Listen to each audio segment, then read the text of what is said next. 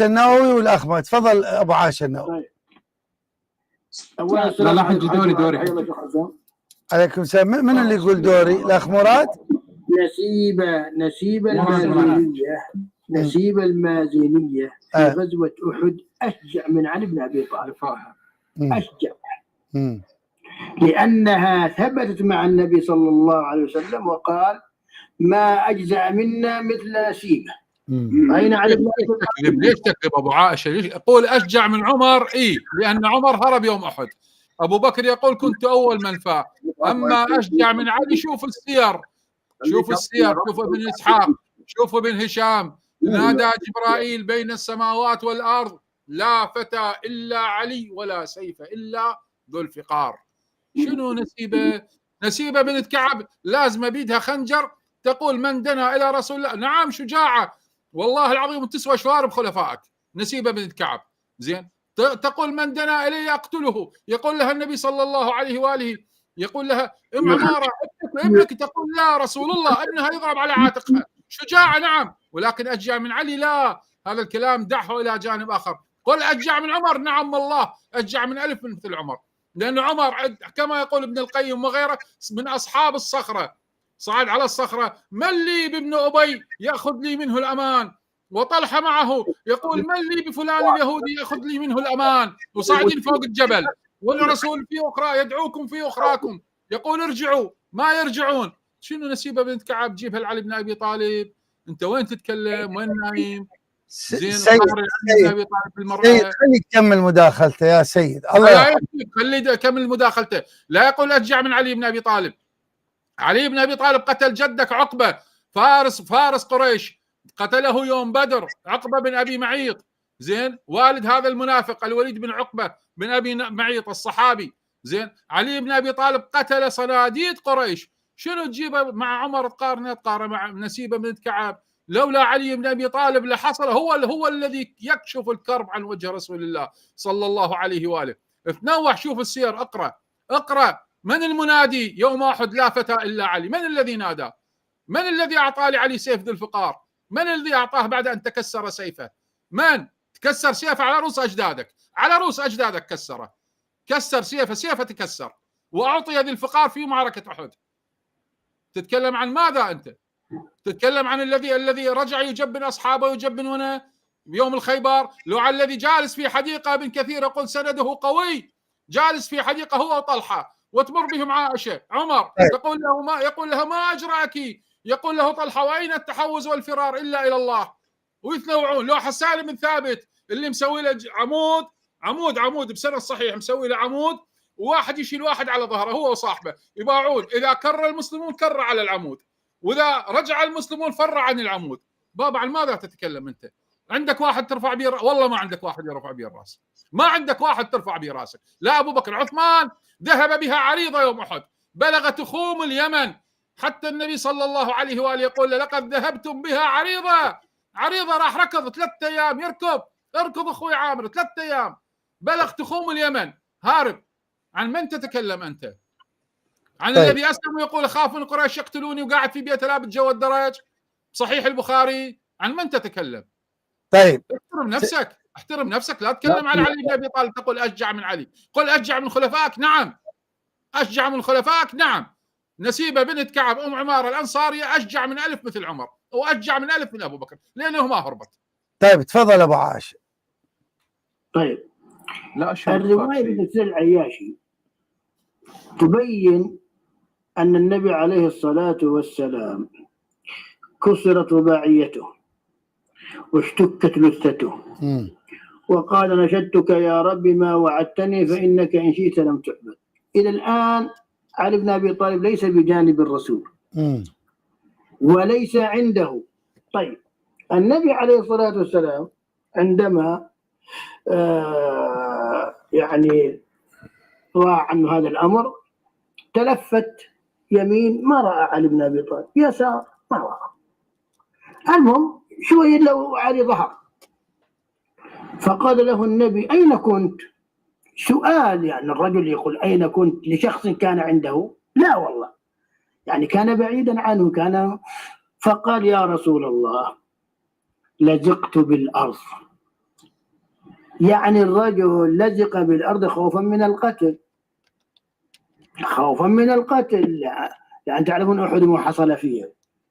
عمر رضي الله عنه وأبو بكر كانوا بجانب يعني الرجل. الذي يلصق بالارض، مثلا لصق بالارض نايم على بطنه، يعني مثلا جاوب شنو لصقته في الارض؟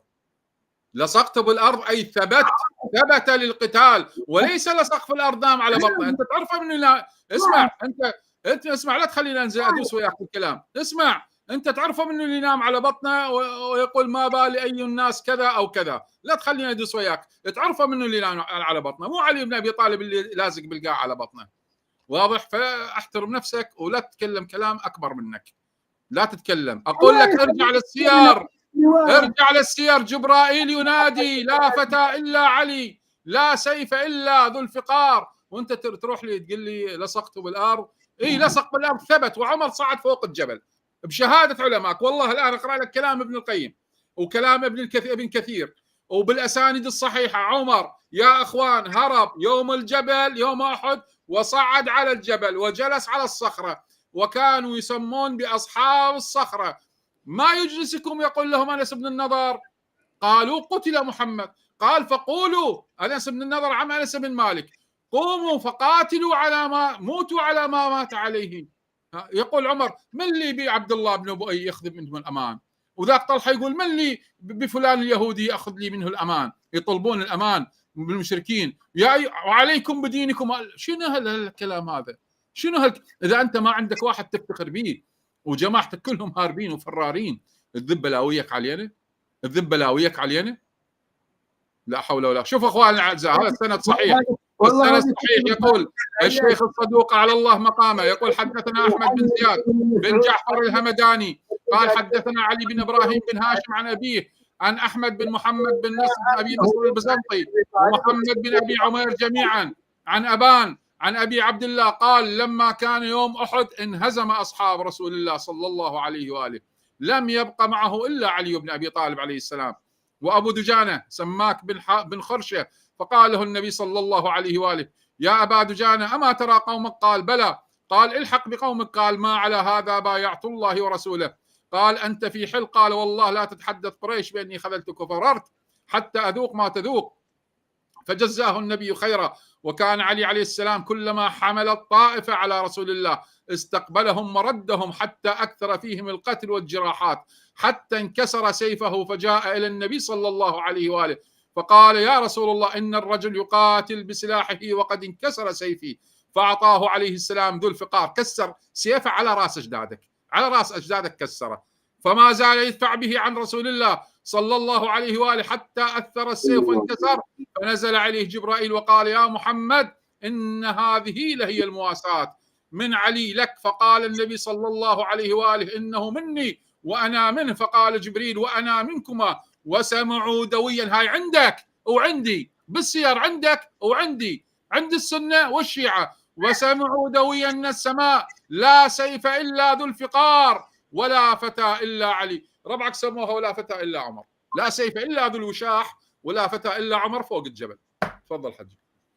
طيب أبو عاش، أولا لم يثبت أن النبي صلى الله عليه وسلم أعطى عليا سيفا، إنما ثبت أن النبي صلى الله عليه وسلم أعطى خالد بن الوليد، أعطاه سيفا أو جذع خشبة فكان يقاتل به حتى انتصر. هذا هو الصحيح. وين أعطاه؟ بأي معركة؟ بأي معركة؟ ولا معركة دقيق. عليكم السلام شيخ. خلني أكمل. لحظة سيد ميثم رحمة الله على والديك، حاج وعد رحمة الله على والديكم. خلني أكمل. لا تكمل ايش تكمل؟ اصبر. أنت وقت داخل دوري أنا بكمل. أين القرينة اللغوية؟ يا أخونا شيخ، أخونا خلي يكمل وأنت رد عليه، ما حد يرد عليه غيرك. تفضل. ما أتكلم، أنا كلام عن حد وعد سيد ميثم بس، أنت معنى كلام. طيب المهم يا جماعة شوفوا، لما النبي قال أين أنت أين كنت يا علي أين كنت؟ حد وعد. هذا السؤال لمن؟ هل تسأل لشخص كان عندك أو بعيد عنك؟ أجب على سؤالي. اتكلم انا لو تريد بس هذا اتكلم يا علي اين كنت؟ هل هو لسؤال لرجل عندك او بعيد عنك؟ السؤال كان عندك. اسمع، السؤال على ضروب، مرة السؤال يراد به الجهل ومرة يراد به التقرير. مع مثلا أنا ابني كان في حفلة التخرج، تخرج أخذ ماستر ولا دكتوراه، وأنا أريد أن أباهي وأتباهى بابني، فعندي أصدقاء إلى جنبي وأنا أعرف أنه ابني أخذ الدكتوراه ولا أخذ جائزة، فأقول له أين كنت يا ابني؟ يقول لي بابا استلمت شهادتي، شهادة الدكتوراه. حتى ماذا؟ حتى أسمع الباقين. فالسؤال يحدده ما سبق وما لحق، واضح؟ فالسؤال مرة يكون مثل سيناريو، تطلع مؤلف سيناريو والله، مثلا والله هذا سيناريو. ايش ذا الكلام يا رجل؟ ايش ذا الكلام يا شيخ؟ مثلا الله تبارك وتعالى، الآن أعطيك دقيقة ثواني 30 ثانية.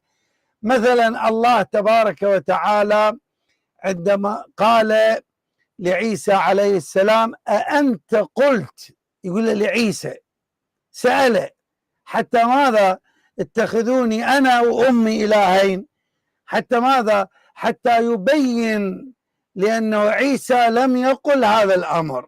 فمثل ما قال ما تلك بيمينك يا موسى، واضح؟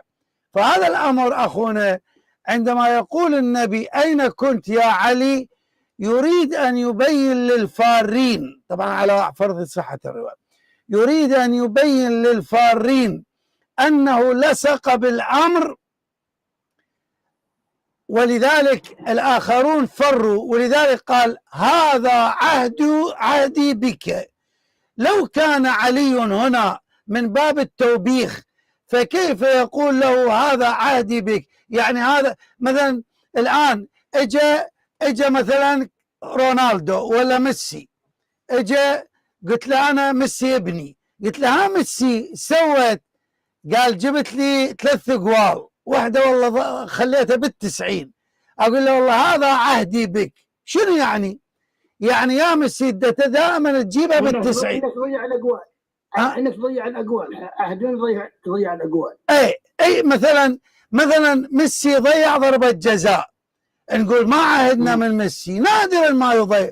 مثلا اجى ميسي جاب جول، نقول هذا عهدي بك. فالنبي قال لعلي هذا عهدي بك، ليش؟ لان جابها بال90. اما جماعتكم الله وكيلك، واحده بالاوت، واحده فوق العارضه، واحده ما تنضرب اساسا، واحد منكم ما يعرف يضرب. تفضل الموت. طيب يا الله، بسم الله الرحمن الرحيم. السيد ميثم يقول الفرق بين لحظة سكتنا واستمعنا. خلي ابو عاشه طلبتك خل بس الشيخ يتكلم دقيقه. دقيقة واحدة بس، دقيقة واحدة. يلا خذ دقيقه تفضل. سيد ميثم لن نبرح عليه عاكفين، يعني متى ما جاءنا موسى تركنا هذا العكوف.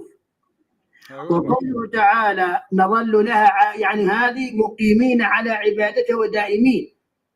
أما لن نبرح عليه عاكفين، يكمل الآية حتى يرجع إلينا موسى.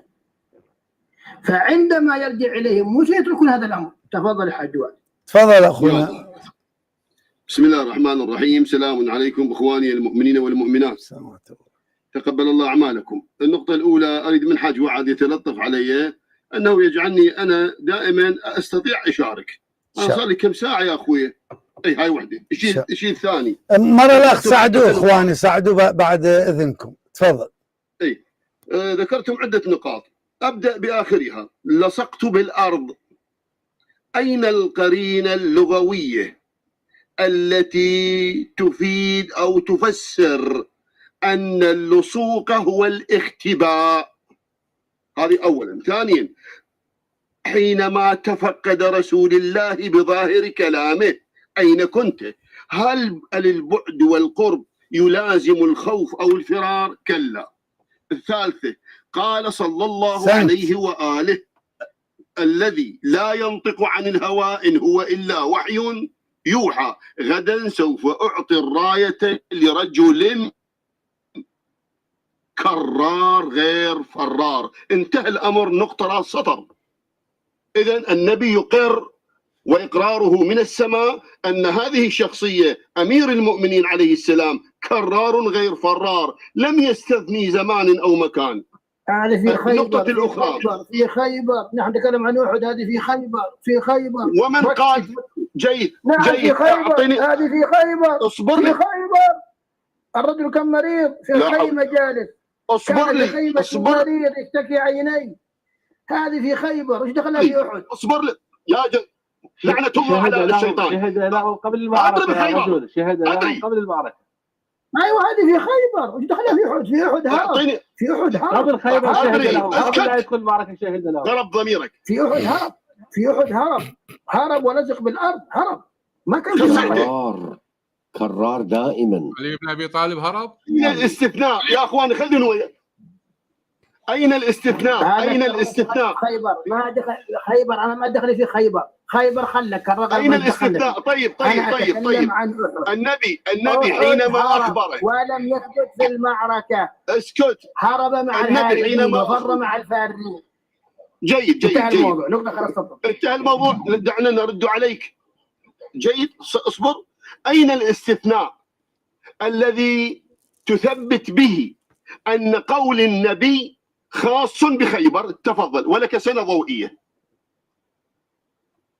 النبي عليه الصلاة والسلام لو أعطينا الراية غدا رجلا، ثم أنتم جئتم بهذه الكلمات فرار الكرة، هذا من عنده، لكن على فرض وجودها فهي تتكلم عن غزوة خيبر. أنا أتكلم عن أحد. أعطيني استثناء، أعطيني الاستثناء الخاص بخيبر. أين يقول قال له في أحد أين كنت؟ قال والله كنت لاصق بالأرض، والله لاصق بالأرض. يعني أنت ما عندك غير هاي الرواية، لصقت بالأرض. اسمعني. ما عندك غير هاي اللغة، ما عندك غير هاي الرواية.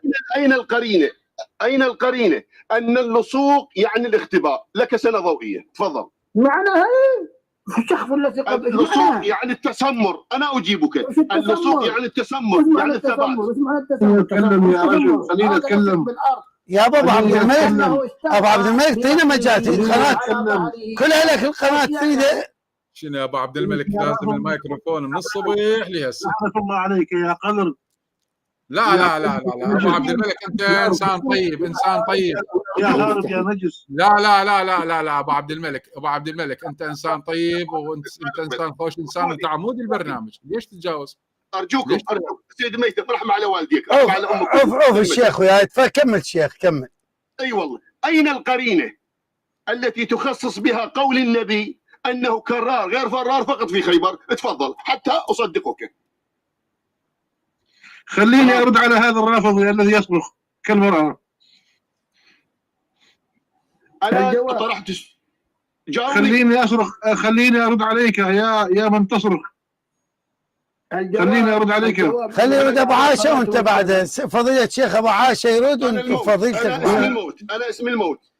فضيله الشيخ يا ابو عبد الملك، فضيله الشيخ ابو عاشه يرد، ثم فضيلتكم الكريم ترد.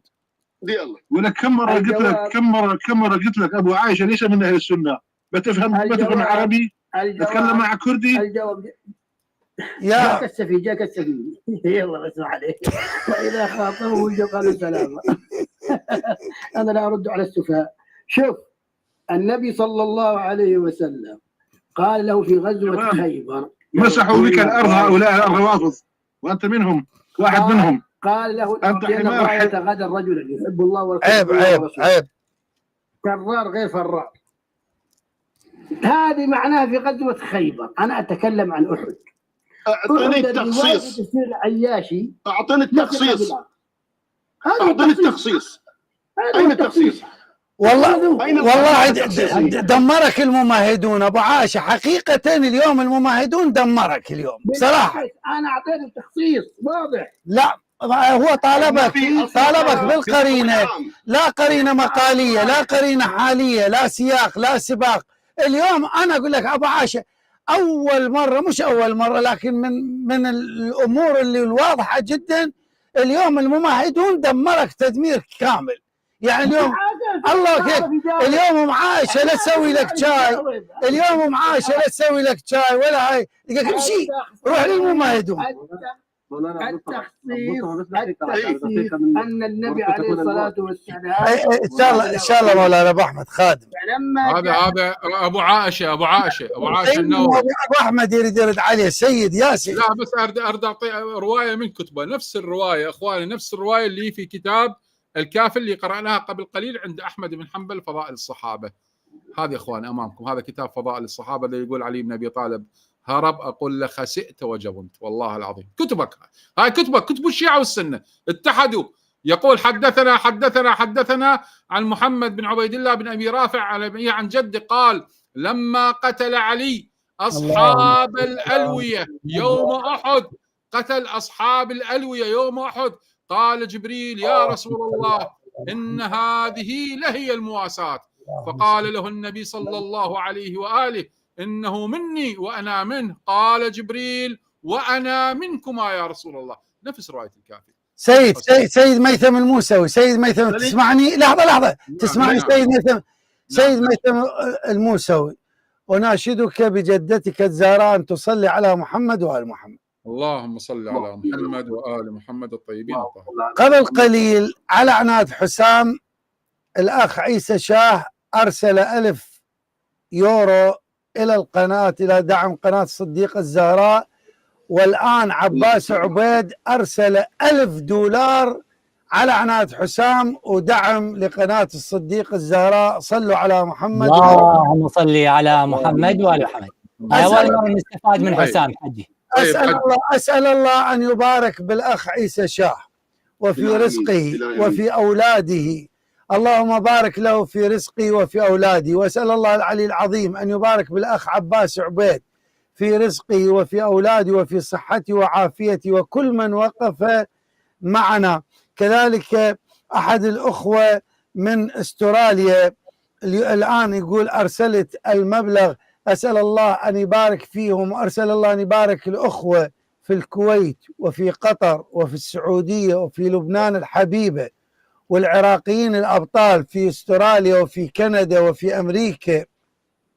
وأسأل الله أن يبارك بالأخوة البحارنا، وجزاكم الله خير الجزاء. بيضت وجوهنا يا أخ عيسى، يا أخ عباس عبيد، بيضتم وجهي، أسأل الله أن يبيض وجوهكم عند الزهراء عليه السلام. إي والله. شيخنا الممهدون أيضا ندعو لهم. تفضل شيخنا الممهدون. اللهم يفرج عليهم بجاه محمد وآل محمد. طبعا طالبناه، النبي صلى الله عليه وآله قال بنحو العموم إنه رجل كرار غير فرار، انتهى. لا يستطيع أن يأتي بقرينة تخصص هذا العموم بثبات علي بن أبي طالب. أما أما الرواية لصقت في الأرض، فلا توجد قرينة تدل على أن اللصوق في الأرض هو الاختباء. وأما سؤال النبي أين أنت، فهل توجد قرينة أنه لم يراه أم كان السؤال أين أنت، أين موقفك؟ فقال لصقت في الأرض، أي تسمرت، بعكس أولئك الذين قفزوا على الجبل. هذه مسألة. المسألة الأخرى قضية عائشة زوجة النبي. الرجل هذا الذي تكلم كذب الله ذم فعل الزوجة، وهو يقول كلا أن فعلها لا إله إلا الله، يعني يكذب الله انتصارا لعائشة. طيب قال لدينا رواية عند الشيعة وعند غيرهم. يا كذاب يا رافضي، خليني اتكلم. لحظة اخونا ابو عبد الملك، شيخنا لكم الارض شيخنا يا هاربين. الاخ فاضل دشتي ارسل 1000 دولار، يقول هذا والله الله يشهد 1000 دولار، هذا يقول راشدي لابو عبد الملك. شلون اللهم صل على محمد وآل محمد. والله يا اخوان، لحظه شيخنا الحبيب ابو عبد الملك، شيخنا الحبيب ابو عبد الملك، شيخنا الحبيب، والله يا اخواني فد 20 راشدي على ابو عبد الملك، والله كان احنا بخير. والله كان بنيناها البنايه من الراشدي. والله العظيم هاي طلعت راشديات ابو عبد الملك تبني لنا البنايه. اللهم ارزقنا راشديات ابي عبد الملك. حجي طلعه باللي هذا على ما يضربون راشديات طلعه. حجي اوقف دقيقه، وهذا راشدي ثاني 1000 دولار من نفس الشخص. يلا يا شباب هذا قدامكم ضربوا راشديات. على محمد وآل محمد. صل على محمد. اللهم صل. احسنت اخونا ابو عبد الملك، زاد الله في راشدياتك يا ابو عبد الملك. لا تهرب الشياطين بذكر محمد وآل محمد. اللهم صل على محمد وآل محمد. حجي صار المبلغ $4000 والله راشديا بعد. اللهم صل على راشديا بعد ابو عبد الملك. طلع وجه عبد الملك مزاد مرة زياد. يلا من يزيد ابن ابي طالب عليه السلام. والله حق لنا ان نرفع رؤوسنا بكم ان شاء الله تبارك وتعالى. كل المحاورين ان شاء الله يجتمعون في هذه القناه، لان احنا ما عندنا كتابنا وكتابك مثل الاخ المماهدون هنا. نقول له جيب صايتك وجيب ما اعرف ايش وتعال توكل على الله. ان شاء الله رب العالمين يوفقنا. جزاكم الله خير الجزاء وبيض الله وجوهكم. اكمل ارجوكم اكمل. تفضل. موضوع ادعس على رؤوسكم القبيحه يا جبناء يا جرذان، تهربون كالجرذان وكالفئران. يا اخونا الحبيب كلكم انا امسح بكم الارض جميعا. كلكم لكم 5 دقائق ولي دقيقه. شكرا. الان سوف نبدا. خلي يتكلم المماهدون وانا وياك نبدا. خلينا نكمل موضوعي. تفضل. خلينا نكمل موضوعي وانا بالخدمه. انا بالخدمه. انا اريد ان تمسح بي الارض امام الجماعه. انا حاضر لك. تقدم. لكن خلينا نكمل. طبعا لدينا عند الشيعة وعند غيرهم من كذب علي متعمدا. يا من قلتم لا اله الا الله محمد رسول الله صلى الله عليه واله، ما هو عقاب من كذب على رسول الله متعمدا؟ النار. طيب كيف من كذب رسول الله؟ لاحظوا. الله اكبر. يا من تجيدون العربيه، فرق بين كذب على رسول الله وبين كذب رسول الله، أن يقف أمامه ويكذبه. رسول الله يقول أكلت عسلا، عائشة تكذبه لا إله إلا الله. الله يدرك. وتقول احتيالا له، وتقول الله في قرآنه يذم هذه العملية وأنت تمدحها. ما هذا الضلال. وأما قضية الاحتيال هو التضليل لأجل حصول المنفعة. أما الإشكال الأول حول الرواية 40 من أعطيهن أعطي خير الدنيا والآخرة، أليس كذلك يا حج وعد؟ هذا إشكالهم الأول. نعم. لسان ذاكر وقلب شاكر وبدن على البلاء صابر وزوجة لا تبغيه خونا في نفسها ولا ماله. أتصور هكذا رواية. نعم. الجواب أنه إثبات شيء لشيئين لا ينفي ما سواه. يعني حينما قالت الرواية أنه من أعطي هذه الأمور من أعطي هذه الأمور له خير الدنيا والآخرة، لا يعني أن خير الدنيا والآخرة قد انحصر في هذه الأمور وفي هذه الخصال. ولذلك أنا سألته شيخ، سألته قلت له كل الأنبياء أعطوا كل الخير، قال لي ليش خرج إلى حتى أبين له أنه هذا هنالك متعلق ومتعلق به، بس هم يعرفون هاي الأسئلة. وأختم لا ملازمة بين إعطاء الآخرة والدنيا وبين عدم نزول البلاء. من قال أنه من أعطي الدنيا والآخرة يجب أن لا يقع عليه البلاء؟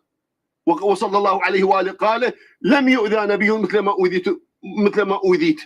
لا توجد ملازمة. من أين أتيتم بهذه الملازمة؟ هذا إشكالكم الأول. طيب ابقى يا أخونا المؤمن. قبل أن أرجع لفضيلة الشيخ أبو عبد الملك، الأخت بنت الهدى والأخ مراد. بنت الهدى تفضل.